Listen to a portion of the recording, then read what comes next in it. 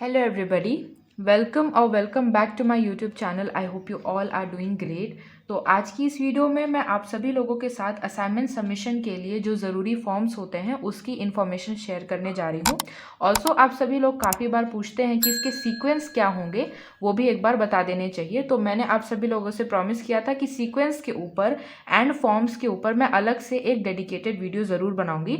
तो इस वीडियो में मैं उसी इन्फॉर्मेशन को शेयर करूँगी।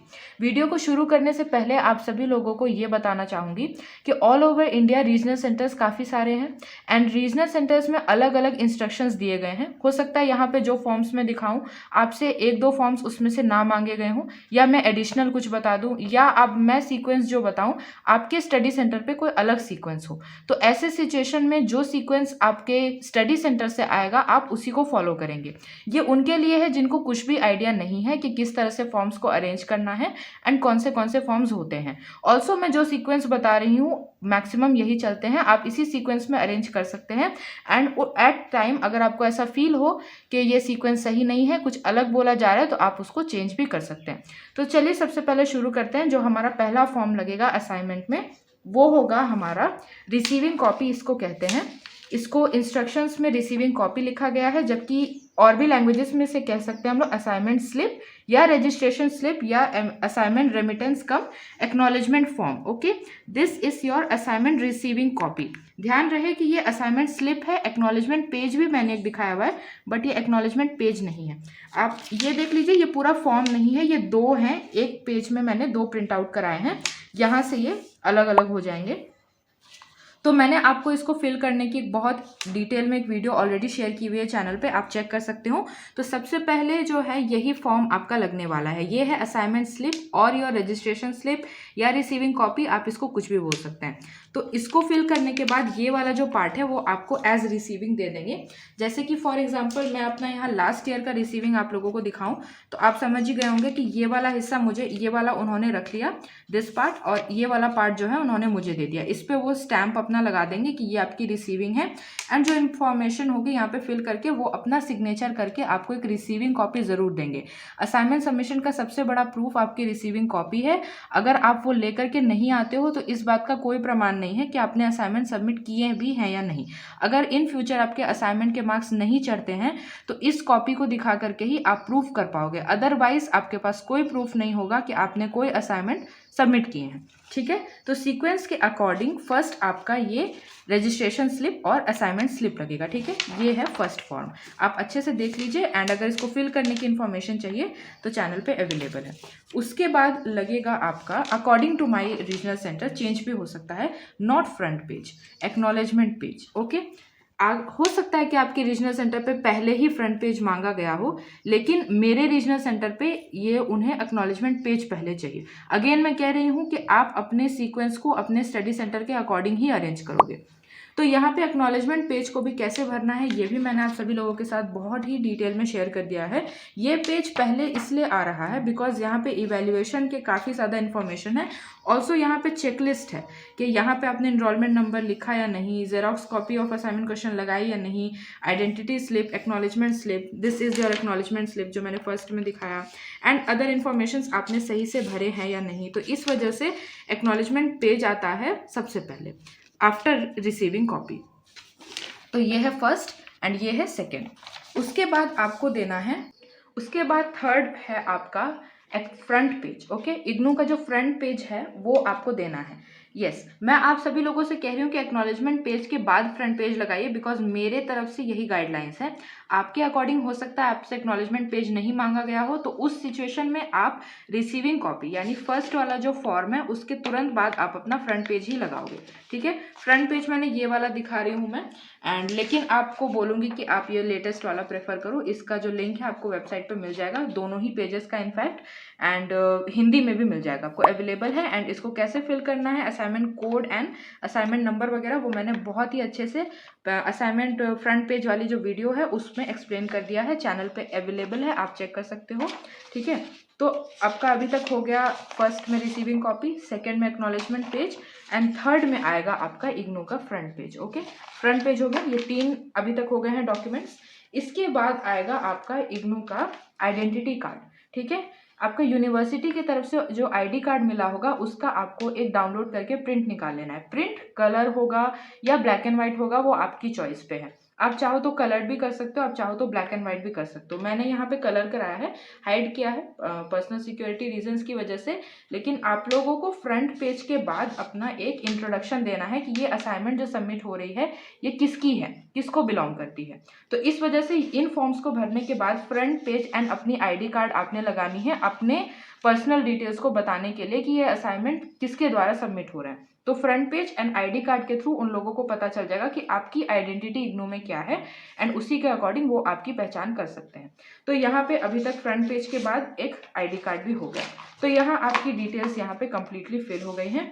एंड उसके बाद जो असाइनमेंट के अकॉर्डिंग ज़रूरी चीज़ है वो है आपके क्वेश्चन पेपर। बहुत लोग ये चीज़ पूछते हैं कि मैम क्वेश्चन पेपर क्वेश्चंस अंदर लिख लें तो क्या क्वेश्चन पेपर लगाना कंपलसरी है। मेरे रीजनल सेंटर की तरफ से ये इम्पॉर्टेंट इंस्ट्रक्शन है कि क्वेश्चन पेपर आपने ज़रूर लगाना है, ये कंपलसरी है। वरना ये समझ नहीं आ पाएगा कि आपने क्वेश्चंस कौन से ईयर के अटेम्प्ट किए हैं एंड कौन से क्वेश्चंस को अटेम्प्ट किया है। एंड मैंने आप सभी लोगों से बोला है कि जो क्वेश्चंस आप अटेम्प्ट कर रहे हो उस पर आप इस तरह से टिक लगा सकते हो, तो आपके लिए भी अच्छा होगा। तो क्वेश्चन पेपर ज़रूर अटैच करें। मेरे तरफ से तो यहाँ पे गाइडलाइंस में लिखा गया कि क्वेश्चन पेपर ज़रूर अटैच करना है। अगर आपको नहीं भी बोला गया तो भी मैं आपको पर्सनली बोल रही हूँ कि क्वेश्चन पेपर आपने ज़रूर अटैच करना है, ठीक है। तो सब चीज़ हो गई। अब असाइनमेंट के लिए क्वेश्चन पेपर भी आपके लग गए। अब इतने सारे फॉर्म्स लगेंगे आपके असाइनमेंट के पहले, ठीक है।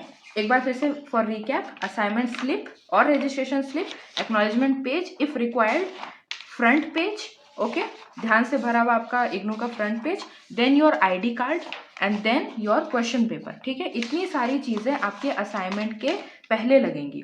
इसके बाद आपको प्रॉपरली अपने असाइनमेंट को इन सभी डॉक्यूमेंट्स के साथ अटैच कर देना है, ठीक है। ये सारे फॉर्म्स इस तरीके से, ये रहा असाइनमेंट, ठीक है। इतने पेजेस का मेरा जो असाइनमेंट है फॉर सैम्पल, यहाँ असाइनमेंट के साथ इस सबको अटैच कर देना है, आपको कंबाइन कर लेना है।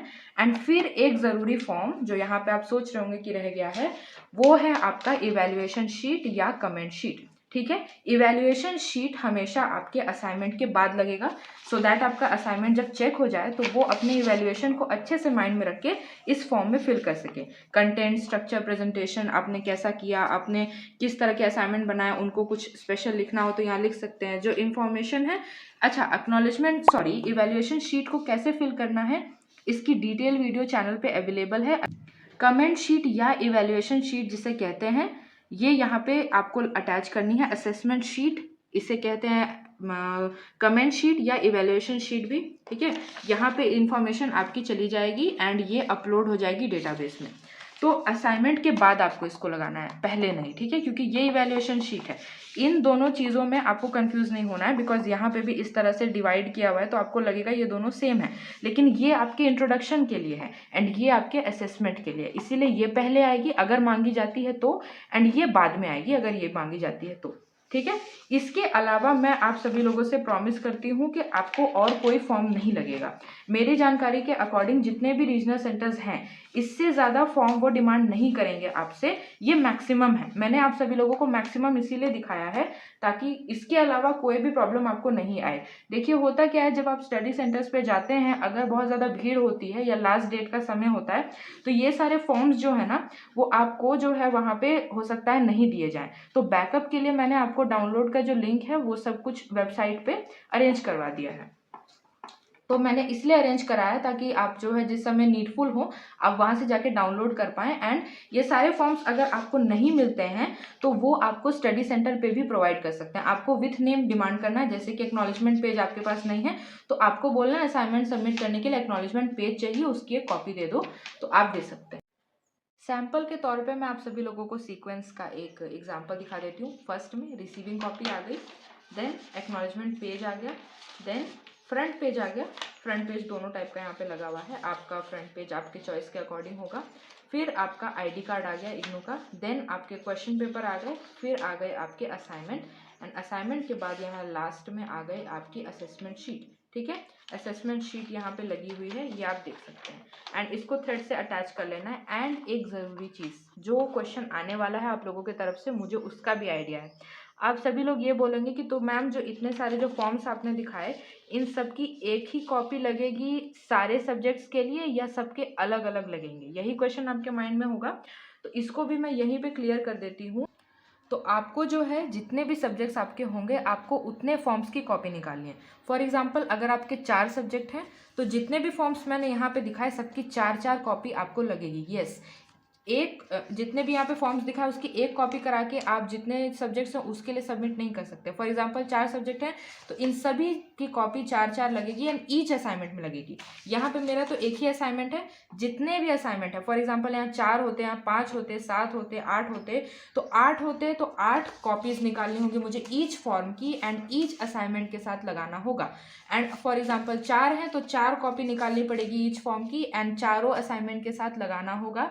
ये ज़रूरी चीज़ है, ये आप सभी लोग ध्यान रखिएगा। ईच असाइनमेंट के साथ आपका सब कुछ रहना चाहिए, बिकॉज आपको तो चारों के मार्क्स अपडेट कराने हैं ना, आपको तो एक के अपडेट करवाने नहीं है। तो सब में आपका इंट्रोडक्शन, आपका असाइनमेंट की इन्फॉर्मेशन सब में होनी चाहिए। दैट्स वाई आपके जितने सब्जेक्ट्स होंगे सब में इन सारे फॉर्म्स की ईच कॉपी लगेगी, ठीक है। एंड सेपरेटली सबमिट होंगे असाइनमेंट्स।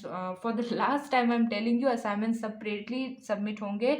हर असाइनमेंट की जो भी फाइल होगी उसको आप अलग बनाओगे एंड अलग से सबमिट करोगे, कंबाइन नहीं करना है। अगर कुरियर भी कर रहे हो तो भी कंबाइन नहीं करना, आपको कुछ ऐसा करना है जिससे सबको पता चले कि आपके 4 सब्जेक्ट हैं तो चारों अलग अलग सब्जेक्ट्स की असाइनमेंट उनके पास आई है, तभी आपके मार्क्स ठीक तरह से अपडेट हो पाएंगे, अदरवाइज वो कंफ्यूज हो जाएंगे। अगर आप एक असाइनमेंट लगा करके, जैसे फॉर एग्जांपल ये एक असाइनमेंट है, ये आपको एक देना है, फिर 2-3 ऐसे करके देना है। अगर दूसरा असाइनमेंट भी आप इसी में पीछे में लगा दोगे तो हो सकता है कि चेक करने के फ्लो में कोई इतना समझ नहीं पाएगा कि 2 असाइनमेंट्स की एक में जमा हुई है। दैट्स वाई उन्होंने भी बहुत बार बोला है अपने गाइडलाइंस में, एंड मैं भी आप सभी लोगों को बोल रही हूँ कि अलग अलग सबमिट करने हैं, फॉर्म्स भी अलग अलग प्रिंट कराने हैं जितने सब्जेक्ट्स हैं उसके अकॉर्डिंग, एंड अलग अलग अटैच करके सबमिट करते हैं। और सबसे ज़रूरी चीज़ जो भी करना आपको फर्स्ट ईयर या सेकेंड ईयर में जिसमें भी आप हो, आपको असाइनमेंट की रिसीविंग ज़रूर लेनी है।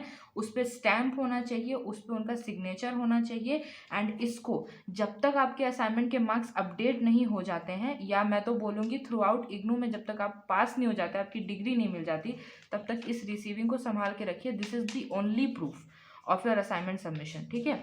इसके बिना आपको कोई भी चॉइस ही नहीं है, कोई ऑप्शन ही नहीं है कि आप ये साबित कर पाओ कि आपने अपने असाइनमेंट्स को सबमिट किया था। तो फॉर्म्स को लेकर के जो भी नीडफुल वीडियोस हैं सब चैनल पे अवेलेबल हैं। सीक्वेंस मैंने एक्सप्लेन कर दी है एंड 1000 टाइम्स मैं ये बोल रही हूँ कि ये सीक्वेंस चेंज भी हो सकती है। इस वजह से आप जो है ना, जो भी चीज़ करो, जैसे थ्रेड से अटैच करो या बाइंडिंग कराओ या कुछ भी पेपर क्लिप का इस्तेमाल करो, प्लास्टिक फाइल्स तो ऐसे यूज़ नहीं हो रही हैं, तो ऐसा कुछ करना कि वो रिवर्सिबल हो। मतलब कि आप ऐसी किसी चीज़ से असाइनमेंट को अटैच मत कर देना कि अगर बोला जाए कि सीक्वेंस को बदलो ऑन द स्पॉट तो आप उसको चेंज ही ना कर पाओ। तो इस तरह के अगर थ्रेड से अटैच करेंगे या थोड़ा बहुत फाइल्स में डालेंगे तो हो सकता है कि आपको एट द स्पॉट बोला जाए कि इसको चेंज करके दीजिए, तो आप तुरंत नोट खोल करके उसको चेंज करके सबमिट कर सकते हैं। तो ऐसा कुछ नहीं कर देना कि इरिवर्सिबल हो जाए। अगर स्टेपल करते हैं तो स्टेपल निकालने में आपको पिन जो है वो आपके असाइनमेंट्स फट सकते हैं एंड इस वजह से आपको दिक्कत हो सकती है, इसलिए मैं आपको स्टेपल करने की इंस्ट्रक्शन नहीं देती हूँ। या आप एक काम कर सकते हो कि आप फॉर्म्स को एज ए लूजली लेके जाओ और सीक्वेंस एक बार देखने के बाद फिर स्टेपल करो, ठीक है। इन शॉर्ट आप जो भी करो आपको ऐसा ऑप्शन रखना है अपने लिए कि आपसे ऑन द स्पॉट कुछ भी चेंज करने को कहा जाए तो आप कर सको, ठीक है। ये सारे फॉर्म्स अटैच कर देना, सही सीक्वेंस में कर लेना एंड उसके बाद अपनी रिसीविंग को ज़रूर लेना एंड मुझसे अपना एक्सपीरियंस ज़रूर शेयर करना कि मैंने ये जो सीरीज़ बनाई है असाइनमेंट सबमिशन जून 2023 के लिए, इससे आपकी कितनी हेल्प हुई है। एंड ये मेरे लिए भी बहुत ज़्यादा इंस्पिरेशनल होगा अगर मेरे बनाए हुए वीडियोज़ से आप सभी लोगों को कोई थोड़ी बहुत भी गाइडेंस या कुछ हेल्प मिल पाती है तो, ठीक है। आने वाली वीडियोस में और भी इंफॉर्मेशन अपलोड होगी असाइनमेंट के बारे में। तब तक के लिए ऑल द बेस्ट एंड आप अपने असाइनमेंट्स बना करके सबमिट करते रहिए एंड जो भी रीजनल सेंटर्स की तरफ से गाइडलाइंस आती हैं मैं आप उनको वीडियो के माध्यम से आप सभी लोगों को बताती रहती हूँ। So I hope you found this video useful and if you did then press the like button, share and subscribe and be a part of my YouTube family. I hope you found this video useful. See you again. Bye.